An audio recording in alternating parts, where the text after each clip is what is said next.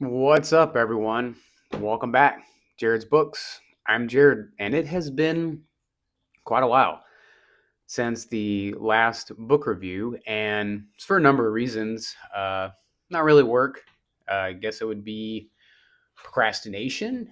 Um, a good amount of what I believe is ADD with lately seems to be ramping up. I found myself not really being able to read through like one story before wanting to read something else. So I ended up stretching myself across four different novels, and I finished two. Or I guess I finished one novel as a collection of stories. So I guess it's a novella, and then I finished a nonfiction that I wanted to go ahead and share. So it's a double feature. So been gone for a couple weeks, but we got two reviews. So kind of making up for it.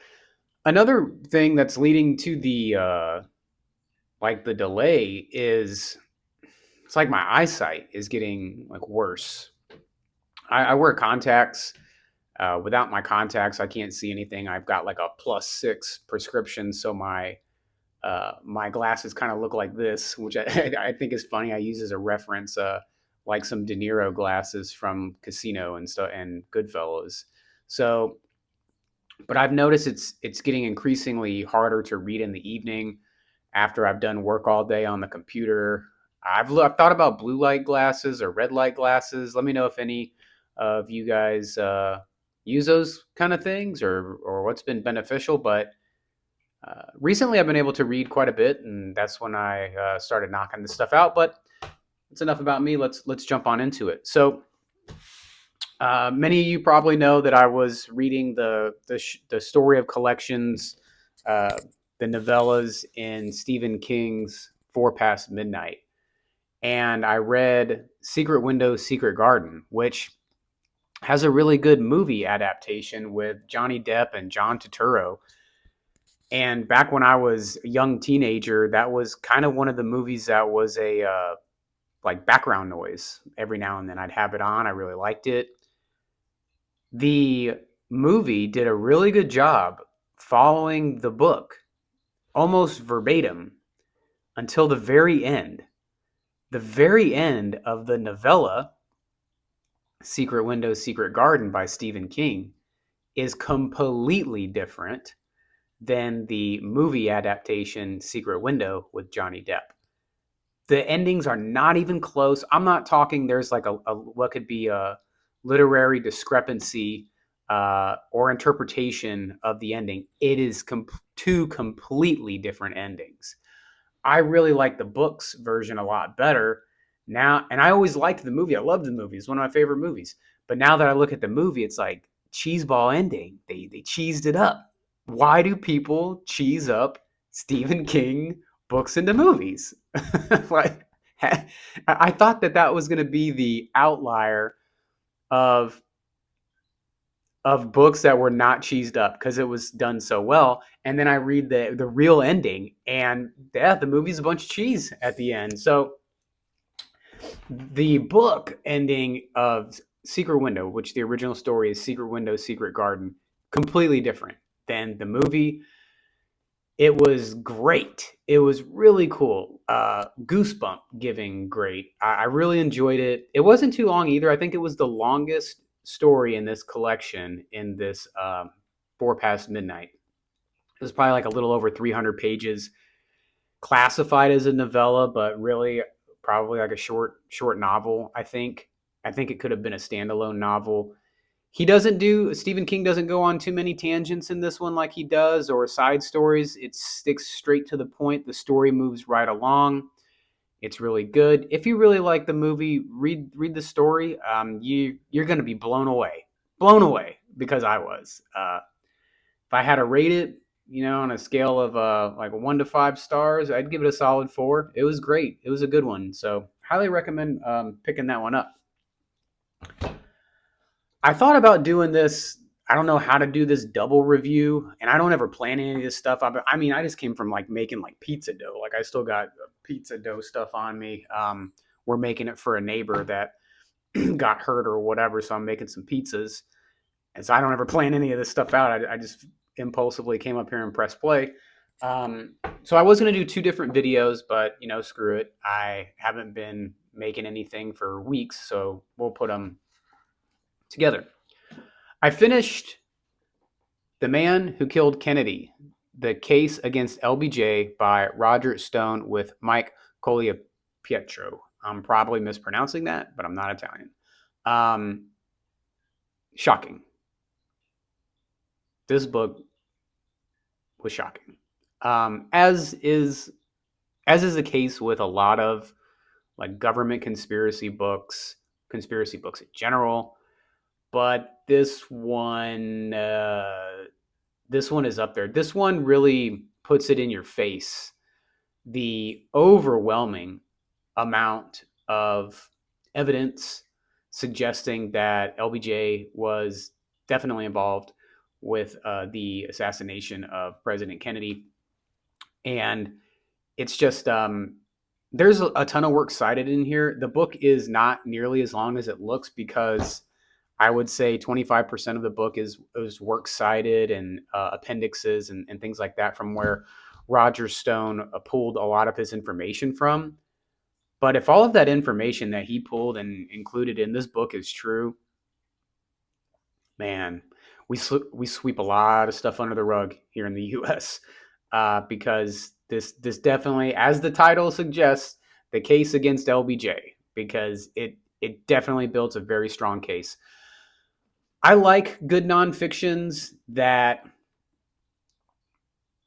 they inform and stick to the subject without being too works cited. This one, it wasn't great. So like the overall message and the evidence presented is great, but this reads like a nonfiction. And sometimes, even though the topic can be very interesting, it can become boring.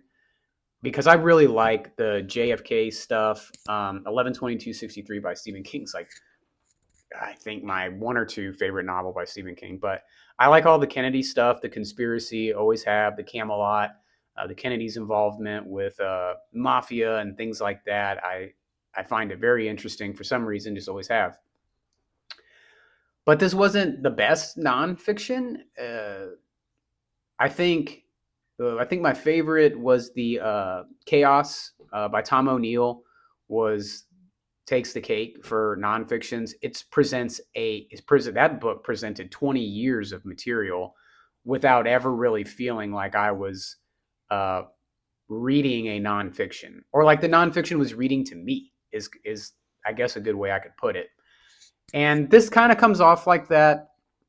Also, in the opening statements, there's like some pretty hard slams on, you can tell, like political views and stuff. And it seems like that kind of shit has creeped its way into everything to the point where it's beyond obnoxious. It's like political exhaustion. I don't follow any of it on purpose. I try to remove myself from it as much as possible on purpose. Yo, I'm probably part of the problem. Well, the shit's fucked at this point. So who fucking cares? Like, if more people cared, like, shut the fuck up. Like, it's ridiculous. So yeah, sorry. I try to remove myself from it. This book, in the beginning, you can tell they kind of lean a certain way. They kind of throw in their political shit in it, which kind of tarnishes it a little bit, but still a good book.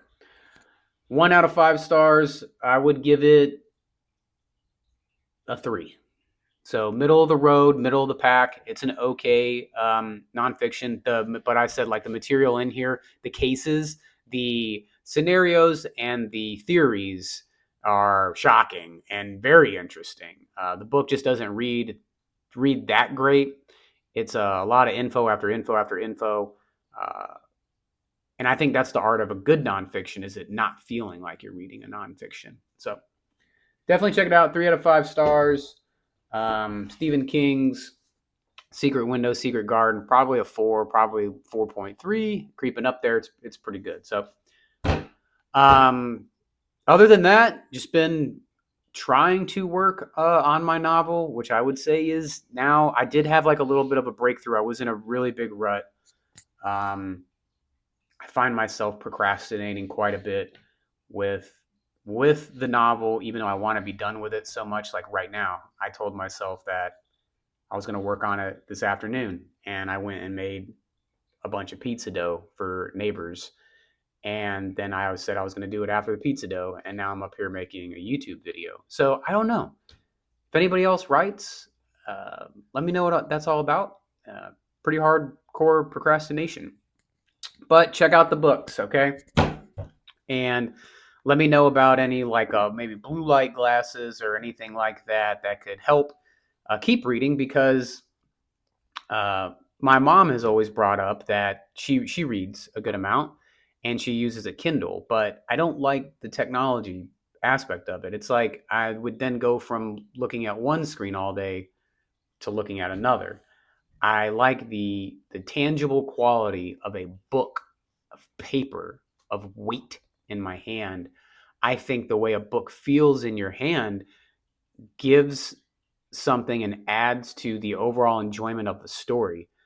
Like some of the books I've really liked, like the Dune. Whoever put the Dune books in that small format should receive a fine or be jailed, because you're not doing the story any justice by putting it in an uncomfortable format for somebody to read.